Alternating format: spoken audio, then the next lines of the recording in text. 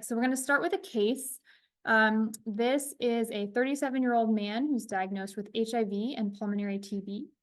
Baseline CD4 count was 68, and there was no viral load obtained at that time. And he was started on TB meds, followed by lamivudine, tenofovir, and efavirenz 2 months after that. Unfortunately, 6 months after starting ART, his viral load was still elevated to about 40,000, which prompted a genotype. And this was the genotype here. So just to highlight the important findings, I plugged the results into the Stanford database, which we've previously discussed as well. So the major NRTI mutations were a K65R, an L74V, a Y115F, and an M184V. We've talked about a couple of those. And then the only NNRTI was a G190Q. The kind of takeaway here was that there was intermediate or high level resistance to all 3 of the agents that he was receiving, which I've circled here in red. And then just a reminder for everyone, this is an adapted slide from one of our previous talks. So the K65R conveys high level resistance to tenofovir, but interestingly enhances susceptibility to zidovudine. The M184I or V confers high level resistance to lamivudine and emtricitabine, but enhances susceptibility to both zidovudine and tenofovir. And then we haven't talked about the Y115F in the past, but just to say that it causes low level resistance to tenofovir. And on the left-hand side, this graphic kind of shows the cumulative effects of having both a M184V and a K65R. And as we talked about in the past, it's common that we see those 2 together. So going back to the patient here, we talked about the genotype, intermediate or high-level resistance to all 3 of the agents in his current regimen. And so he was switched to lamivudine, zidovudine, and lopinavir, ritonavir, and then he was undetectable for years after that, until his lipids started going up, at which point the lopinavir, ritonavir was switched to dolutegravir, and then he remained undetectable for years on that.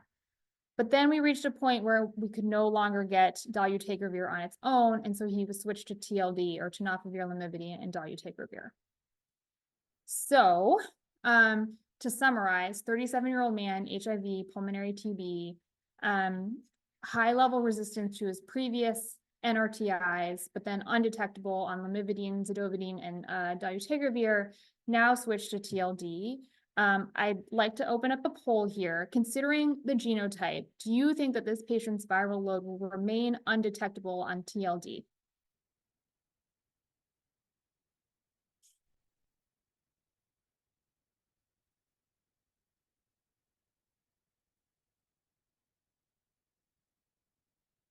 And I think Mika is running the poll. I can't see the responses, so just let me know when there's a decent number of responses.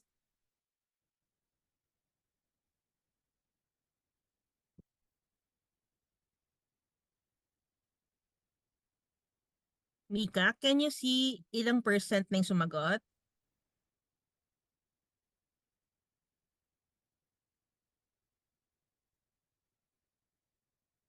Okay, great.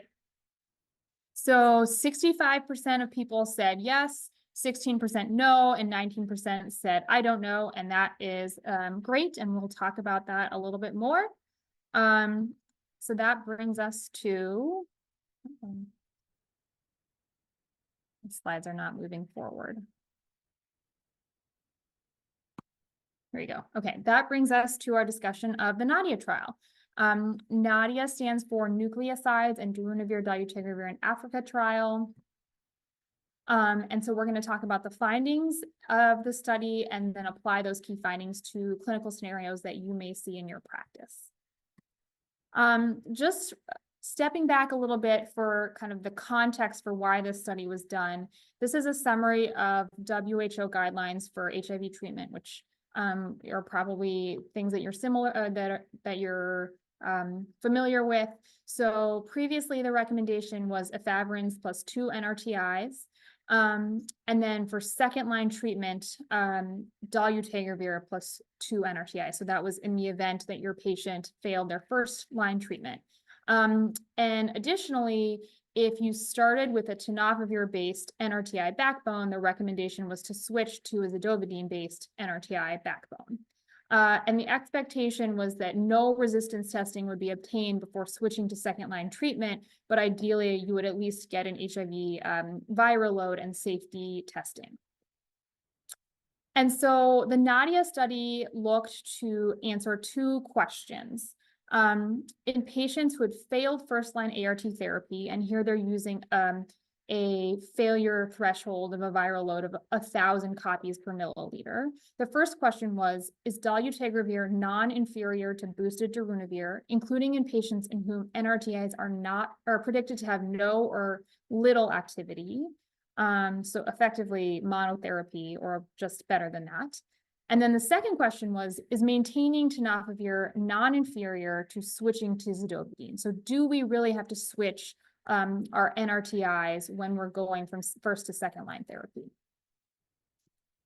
And the background here was that we had a lot of data to support darunavir's potency. We know that it's very effective at achieving viral suppression, even when it's paired with NRTIs that have little activity because of NRTI resistance. But we don't have as much data on dolutegravir in that setting where it's paired with NRTIs that may not work. And given this move towards using more dolutegravir in our practice, it was an important question to answer. The second sort of thing here that prompted this study was that the WHO recommendation to switch your NRTIs when you change to a second-line regimen was not based on clinical trial data necessarily. And so this was meant to determine if it was justified to make that switch. And so the NADIA study was conducted in 3 African countries, 7 different practice settings. They all follow WHO recommended public health approach to HIV, including the guidelines for HIV treatment. And so the tenets there include nurse-led care, emphasis on adherence counseling, infrequent viral load and safety monitoring, and not necessarily having a baseline genotype to guide your therapy choice. And the goal of the study was to make it applicable to other global health settings where you may also be dealing with the same sort of resource limitations, including infrequent lab monitoring, not being able to get genotypes, and only having certain HIV medications available to you. So this is a schematic of the structure of the study, which I'll go through. To start, multi-center 2x2 randomized open label non-inferiority phase 3 trial. That is a lot of words, but we'll go through all the different components. So in terms of who they enrolled, these are patients who have HIV and are failing their first line treatment. The first line treatment was tenofovir plus either lamivudine or emtricitabine plus an NNRTI, often efavirenz. They would have been on the therapy for 6 or more months and had at least 2 viral loads drawn that were above 1,000. Patients in this scenario were then randomized 2 different times. The first randomization was for the sort of backbone drug of either dolutegravir or darunavir ritonavir. And then the second randomization was the NRTI portion of the regimen. So you either got a tenofovir-based regimen, which was tenofovir plus lamivudine, or you got a zidovudine-based regimen paired with lamivudine. And these patients were, the initial study was published after 48 weeks in line with the FDA snapshot analysis. And then they followed the patients out up to 96 weeks. So we will review the data at 96 weeks. And so the aims here were looking at dolutegravir versus darunavir, and then the 2 different NRTI combinations. And the primary outcome was a viral load less than 400 copies per milliliter. Just to review some of the baseline characteristics of who was enrolled in this study, it was about 60% women. The median age was in the 30s, so a relatively young population. Like I said, it was done in 3 different countries in Africa. And then if you look at the bottom portion of the table, the last 2 rows, just want to highlight that the median CD4 count was around 200. So that meant about half of the folks had a CD4 count in the AIDS range, and the median viral load was a log of 4. And then in terms of their baseline resistance profiles, I'll just highlight a few things here. So in the red square, red rectangle, we're just looking at those two sort of key mutations that we've talked about before, the K65R and the M184V. And you can see about half of the patients had a K65R, and almost 90% had an M184V. And then accordingly, when you also factor in all the other mutations that people might have had, more than 50% of the study participants had tenofovir resistance and more than 90% had lamivudine resistance. And then this is the efficacy data here. So I'll just highlight, I think, some of the most important points, which I have in rectangles in red. The first line, which is their primary outcome, is a viral load less than 400 copies per milliliter. And then just to orient you to this table, because I know it's really busy. So you have your outcomes on the left, and then the first two columns are dolutegravir versus darunavir, and then you have a p-value looking at the difference between the two of those, so comparing those two subgroups.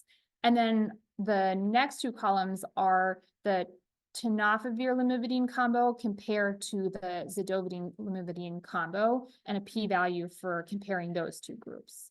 So if we look at dolutegravir versus darunavir ritonavir, there was really no difference in efficacy. They both, in both groups, about 90% of participants achieved a viral load less than 400 copies. In contrast, there was a difference between the two different NRTI combos.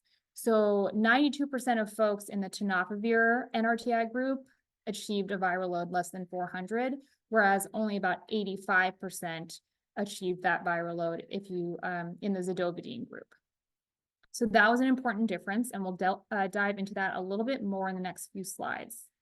And then I also wanted to highlight the last row of this column, or sorry, the last row of this table here, which is looking at viral rebound in addition to the development of mutations, major mutations. So there were 7 study participants who had viral rebound with a viral load greater than 1,000, who also developed a major drug resistance mutation to dolutegravir. In contrast, no participants in the darunavir ritonavir arm had viral rebound in a new darunavir mutation. And we'll talk about that more.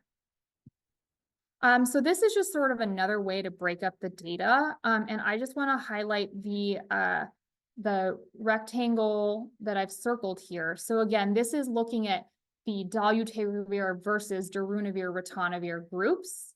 And then they've broken it down by which NRTIs the backbone is paired with, and also the number of predicted active NRTIs a person is expected to have based on resistance profile. So in the rectangle here in the middle, I've circled 0 predicted active NRTIs, meaning you're essentially giving someone monotherapy because they have resistance to the NRTIs that they're getting. So here, what they found was that dolutegravir and darunavir essentially performed the same. And amazingly, viral suppression was greater than 90% for all of those folks who were essentially getting monotherapy at 96 weeks. So I think that was a surprising finding for many folks. And then breaking things down a different way, here we're looking at the NRTI, the different NRTI combos.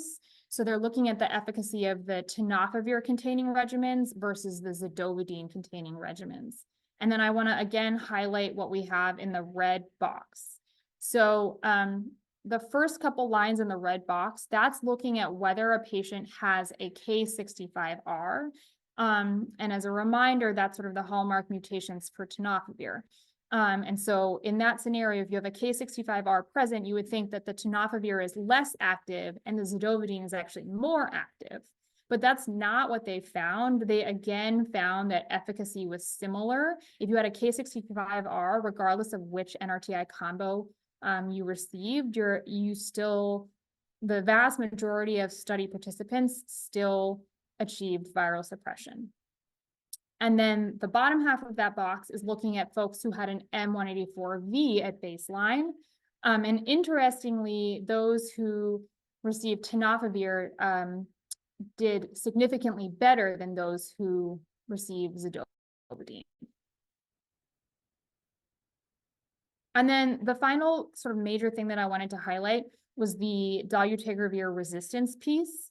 So in the end, in the previous slide, I mentioned 7 folks developed a major resistance mutation. And I think in the end, they found a few more. And so they looked person by person. And these are 9 individuals who received dolutegravir and then developed resistance during the trial. 6 out of the 9 were in the zidovudine NRTI group. And those folks were also more likely to develop more significant mutations that, at least by the Stanford algorithm, resulted in high levels of resistance to dolutegravir. So to summarize the key findings here, I think the most important point is that dolutegravir is very efficacious and it's potent as a second-line ART backbone, and it works well even when it's paired with NRTIs that are predicted to have no or little activity. And it was found to be non-inferior to darunavir. And this supports the WHO recommendations of using a dolutegravir based regimen for second-line therapy in patients who have failed their first regimen. And there wasn't a slide for this before, but I wanted to just highlight that they had similar CD4 recovery in both groups, with an increase of about 200 cells at 96 weeks in both the darunavir and the dolutegravir groups. And then moving to the key findings related to NRTIs, tenofovir was actually superior to zidovudine in many scenarios as second-line therapy.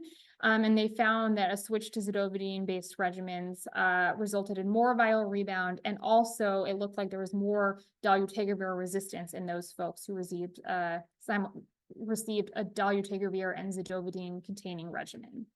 And then additionally, CD4 recovery was better in the tenofovir group, so 250 cells versus 191 cells, which was statistically significant.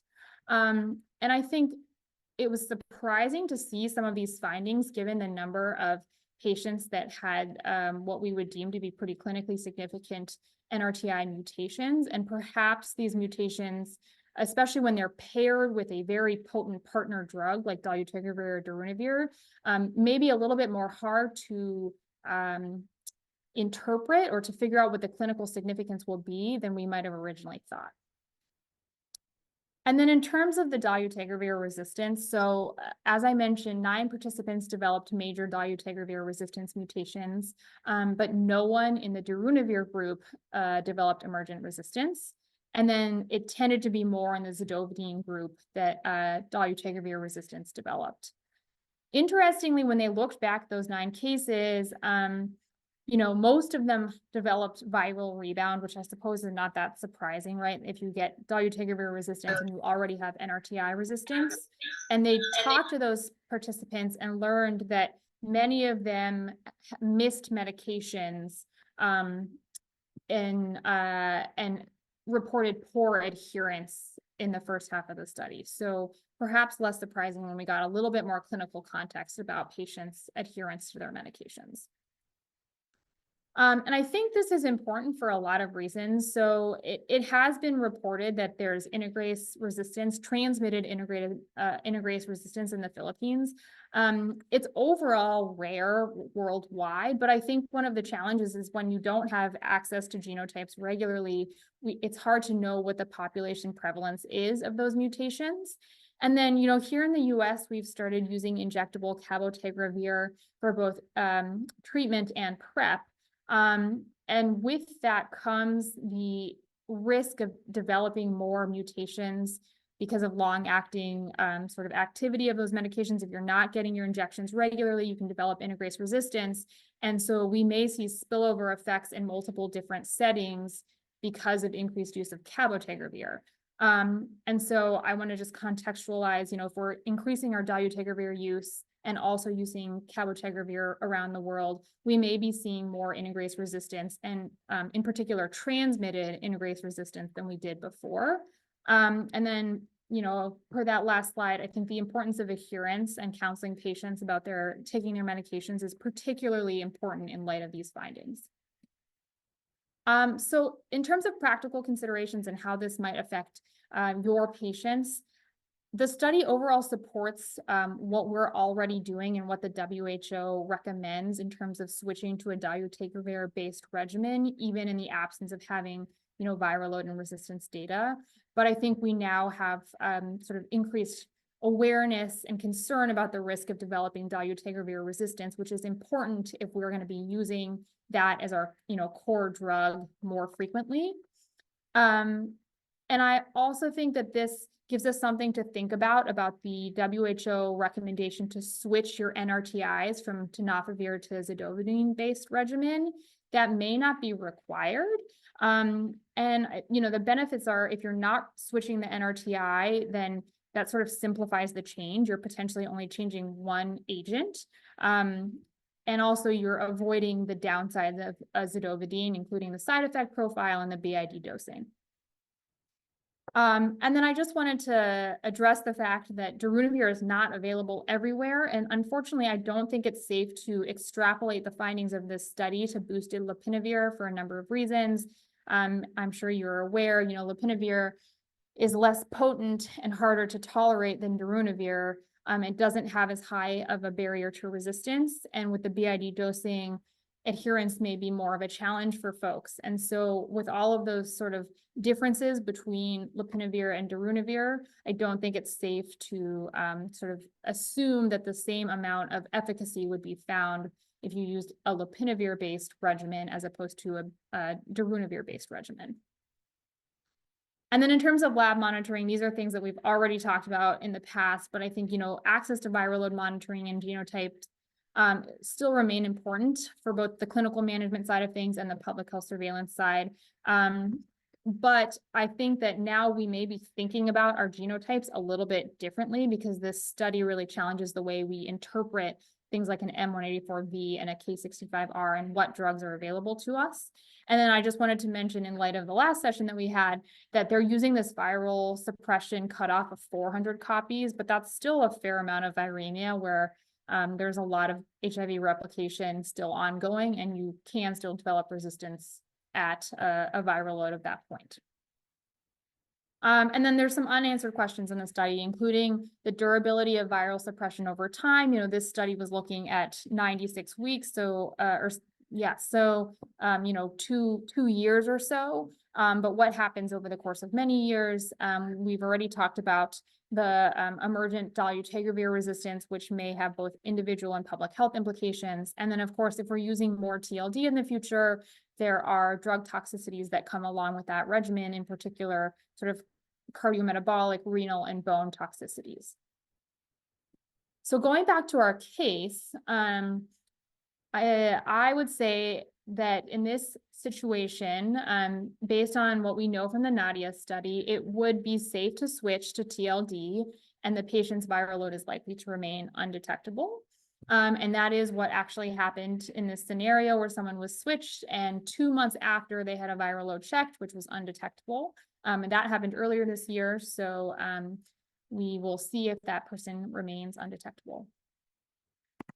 All right, so I'm going to go on to the second case, and I really just want to use this as a jump off point for discussion. The 29-year-old man diagnosed with HIV. We didn't have any baseline labs available. Initially started on lamivudine, tenofovir, efavirenz, but unfortunately viral load was above 25,000 about 3 years after starting ART, which prompted a genotype which looked similar but not exactly the same as the last genotype. And I'll just mention here, there was high and intermediate to high level resistance to all of the agents in the first regimen. And so that prompted switching to zidovudine, lamivudine, dolutegravir, lopinavir, ritonavir, very robust regimen, undetectable for years. And the patient's provider now is considering switching to TLD. So, let's answer the same questions. I want to sort of open this up to the group and see what people have to say about this. Based on the regimen and the genotype history, do you think the patient's viral load will remain undetectable on TLD? And then also in the ideal world, how often would you be checking viral loads after switching to TLD? So I'll open it up and then I can give my thoughts as well. Does anyone have thoughts on this case?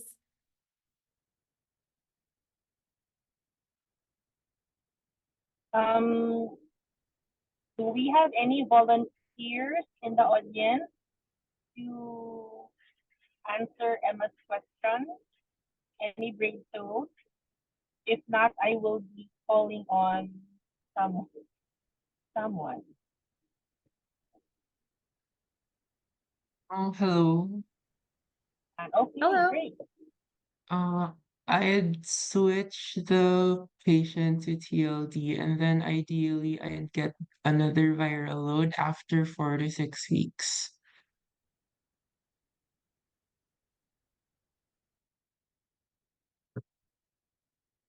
Yeah. Does anyone agree or disagree? Any other opinions out there?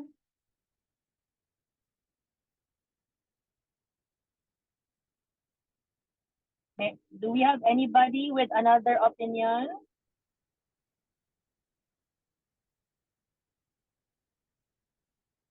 Let's call on a friend. Is Joe around?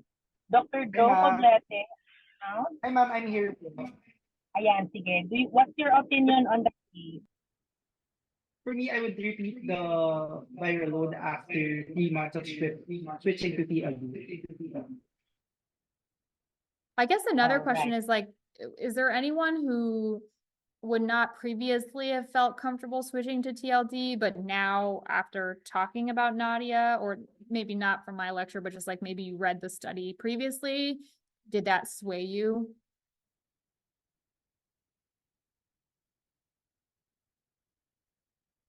I see a raised hand. Yeah, it's from Dr. Miguel. Doc Mix. Hello, good morning. Perhaps I'd like to, a similar case resonates with ours, wherein we had a client who was on Lamizido, efavirenz, and for a long time, and then eventually there was a spike in their viral load, and eventually it was deemed to be above 1,000. So I consulted this with another IDS, and we were considering of shifting the medication to either a Lamitenno lopinavir. However, the genotyping done prior to that was it reflected that the client has resistance for lamivudine, zidovudine, and even tenofovir. So this was way back. I think it was around 2020, late 2020. So we were contemplating, or we were banking on the notion that there's for an effective ART, you're supposed to have susceptible ARVs from at least two different class. So back then there was also a shortage with lamivudine solid tablet, because initially we were planning on shifting to lamivudine, lopinavir, dolutegravir, but we basically used we went for TLD together with lopinavir because we were banking on the dolutegravir and lopinavir. So I know it was quite a cocktail considering 4 ARVs, but we were banking on lopinavir and dolutegravir to work for this client. And then we repeated the viral load after, I think it was around 5th week of ART, and we were able to achieve suppression. And then we discussed about discontinuing lopinavir, basically maintaining the client on TLD alone, because the client was also experiencing, I think, severe dyslipidemia at that time. So we discussed it with the client as well. So currently the client is sustained on TLD, and we are glad that we were able to keep him undetectable up to this point. How long has he been on TLD? I think the switch was since 2020. Oh, okay, yeah. So it's been a few years and he's been doing well. Yes. Yeah, thanks for sharing that case. I think very analogous. And I think you bring up some really important points. I think all of us as HIV providers have been taught this sort of paradigm of you want at least 2 active agents in your regimen. And that if someone has treatment failure, you should switch. You don't want to switch to a regimen that's only adding 1 new agent, where you're putting that new agent at risk for developing resistance too, right? And so that's why the WHO says, okay, you switch the sort of the partner drug, like from an NNRTI to a PI or an INSTI, and then you also switch your NRTIs. And so this study is definitely very practice changing because it's telling you that you don't necessarily have to make all those changes, because I agree the regimen that you selected for your patient is probably what I would have done in that scenario as well, having both the dolutegravir and the lopinavir/ritonavir. But this study suggests that that is not necessary, and your patient has been doing well for the last few years, which gives you clinical evidence that that he's on a sufficient ART regimen. I imagine that many people are still nervous about that. I can say that I personally am still nervous about that. And that's part of the reason that I highlighted that question about, increasing dolutegravir resistance. It's still a relatively small number of patients in the study, or proportion of patients. But the fact that I think it's still more than we see in most dolutegravir studies, especially when dolutegravir is used as a first-line agent. So I think there's probably more to come as these practice changes happen more in the real world scenario of people, not having excellent adherence, not having regular viral load monitoring. In this study, they did a fair amount of viral load monitoring, but not all of the results were actually available to the provider, prescribing the medication. But in real world practice, you're not going to have all that data. So I think, all of us are kind of adjusting to this new practice based on this one study. So I'll just go to the next slide, which is sort of my view on it. I would say, first of all, this patient would not actually meet the study criteria, I believe, the inclusion criteria, because the inclusion criteria was people who were failing their first regimen of, 2 NRTIs plus usually an NNRTI, but this patient had already been getting dolutegravir and lopinavir/ritonavir. So technically they don't meet the study criteria. All that said, this person had some viral loads checked, and they had remained suppressed on their current regimen. And so with that knowledge, I would feel comfortable switching to TLD, because I don't think they would have developed dolutegravir resistance while they were on their current regimen. If I didn't have that viral load data available, I think I would be a little bit nervous about making that switch. I don't think I would necessarily feel comfortable. And then in my practice in the US, the expectation is to recheck a viral load 4 to 8 weeks after making an ART switch, and then rechecking every 3 to 6 months. I think realistically that might not be an option in every setting. And so I think at 3 months might be a more realistic goal. So I'm going to stop here and see if people have comments or questions about the study or the cases I presented, or if they have their own cases that they want to bring up.